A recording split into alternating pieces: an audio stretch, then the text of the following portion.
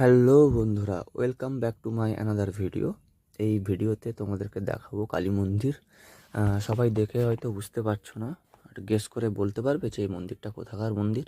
Comment করে অবশ্যই জানাবে। যারা জানো তারা তো জানো, তারাও কমেন্ট করো, দেখি কতজন জানে।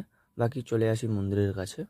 দেখতেই পাচ্ছ কত সুন্দরভাবে নকশা তৈরি করা হয়েছে। সুদক্ষ কারিগরদেরকে নিয়ে এসে বাইরে থেকে অনেকটা দিন টাইম লেগেছে। এর আগেও আমি একবার যখন এসেছিলাম তখন মন্দিরটা তৈরি হওয়ার মুখে ছিল। তো তারপরে আর এখানে আসা হয়নি। এই কিছুদিন আগেই গেছিলাম, তো ভিডিওটা তোমাদের জন্য শ্যুট করলাম। তো দেখতেই পাচ্ছ কত সুন্দর হাতের কাজ।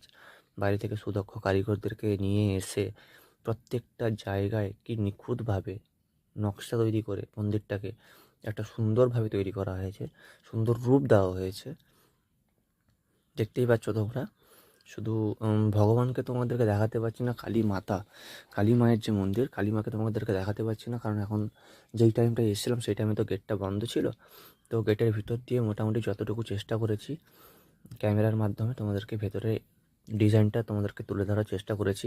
সামনে দেখতে পাচ্ছ সিংহ এবং আলাদা রকম অনেক রকম কারুকার্য দিয়ে তৈরি।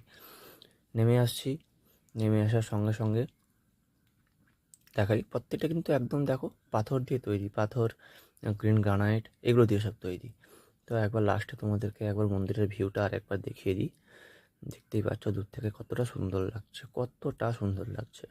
ওপরে দেখো মাইকও লাগানো আছে, যাতে ওই যখন ব্রাহ্মণ যখন পুজো করে তখন ওই আওয়াজটা যাতে সবাই শুনতে পায়। খুব জাগ্রত দেবীর মন্দির, বাচ্চারা খেলাধুলো করছে দেখতেই পাচ্ছ ঠিক মন্দিরটার সামনে। তো চলো, দেখা হচ্ছে আবার পরের ভিডিওতে। এখনকার জন্য টাটা। যারা যারা আসোনি একবার চেক আউট করো।